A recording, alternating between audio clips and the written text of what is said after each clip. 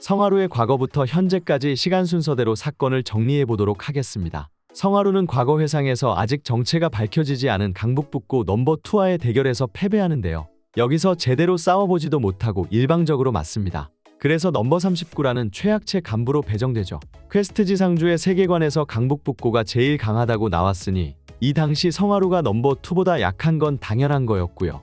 과거 회상 떡밥이 나온 만큼 훗날 강해져서 넘버2와의 리매치 대결이 펼쳐질 수 있을 것 같습니다. 강북북고 넘버39로서의 첫 번째 대결은 김수현이었습니다. 김수현은 다짜고짜 성하루를 찾아가서 크루원이 되어달라고 하며 싸움을 신청합니다. 이 장면을 보고 약간 원피스가 생각났네요.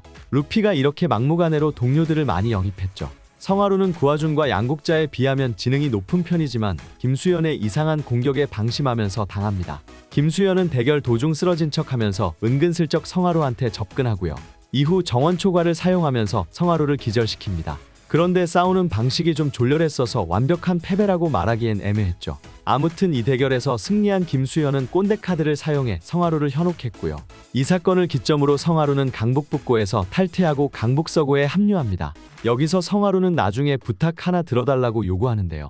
이게 훗날 강북북고 넘버2와 대결하게 된다는 복선이 아닐까 싶습니다. 성하루의 그 다음 상대는 강북남고 넘버18 방준열이었습니다. 하위급 간부였는데요. 이 당시 성하루는 속도는 빨랐지만 힘과 맷집이 많이 약했습니다. 결국 방준열과의 대결에서 또다시 패배하죠. 이후 성하루는 방준열보다도 훨씬 강한 대장급 네임드 나유겸과 잠시 싸우게 됩니다. 양국자, 장지혁과 함께 나유겸을 공격하는데요. 3대1로 싸웠는데도 역부족인 모습을 보여줬습니다. 자신의 유일한 장점이었던 속도를 살려 나유겸한테 타격을 가하는데 성공하지만 데미지가 들어가지도 않았죠. 성하루는 또다시 패배하면서 시련은 계속됩니다. 강북남고 서열 2위도 이기지 못했으니 강북북고 서열 2위한테 복수한다는 설정은 이 당시엔 불가능했다고 보면 됩니다. 이후 강북남고와는 우연히 다현이를 따라갔을 때 또다시 엮이게 되는데요. 당시 강북남고 양아치들은 다현 일행한테 펜타닐을 중독시키려고 밑작업하고 있었습니다. 이 사실을 눈치챈 성하루는 민창규를 공격했지만 민창규는 강북남고 넘버5로 너무 강한 상대였습니다. 그리고 여기엔 민창규뿐만 아니라 강북남고 넘버4 오진구도 있어서 절대 이길 수 없는 상황이었죠. 오진구는 넘버4였지만 참모인 정범상을 제외하면 세 손가락 안에 드는 강북남고 상위 클래스였습니다. 당연히 성하루가 오진구를 상대하기에는 역부족이었는데요. 그동안 강북북고 넘버2와의 대결에서 패배, 김수현과의 대결에서 패배, 방준열과의 대결에서 패배, 나유겸과의 대결에서 패배, 오진구와의 대결에서 패배하면서 성하루는 드디어 각성하게 됩니다. 성하루는 각성하자마자 강북남고 넘버5 민창규를 한방에 제압했고요. 각성 시 얻게 된 카포에라로 오진구도 압도합니다. 참고로 카포에라는 무예, 음악, 춤의 요소들이 결합한 아프리카계 브라질인의 무술 형태입니다. 아무튼 성하루는 카포에라로 오진구를 제압하는데요. 이제 상위급 간부 2명도 제압할 수 있을 정도로 강해졌다고 보면 됩니다. 3명의 능력치를 비교해보면 힘은 성하루와 오진구가 동일하지만 속도에서 압도적으로 빠르고요. 맷집은 여전히 A등급으로 그렇게 높진 않은 모습이네요. 맷집은 추후 걸림돌이 될 수 있을 것 같습니다. 성하루의 그 다음 상대는 강북남고 대장잡이 팀이었습니다.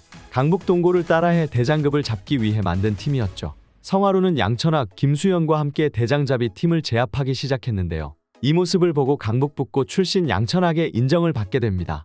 이렇게 작가님은 작품 속에서 계속 성하루와 강북북고를 이으려고 하고 있습니다. 성하루의 다음 상대는 예전에 자신한테 패배를 안겨줬던 강북남고 넘버2 나유겸과의 리매치였습니다. 당시 나유겸은 양천학을 상대하고 나서 살짝 지친 상태였다는 걸 감안해야 됩니다. 성하루는 카포에라로 나유겸을 기습 공격했는데요. 둘의 능력치를 비교해보면 힘은 S로 비슷하고 속도는 성하루가 살짝 빠릅니다. 다만 맷집은 나유겸이 훨씬 세서 역시 걸림돌이라고 볼 수 있었습니다. 나유겸은 MMA 스타일로 공격한다면 성하루는 빠른 스피드를 활용해 피하면서 타격하는 스타일인데요.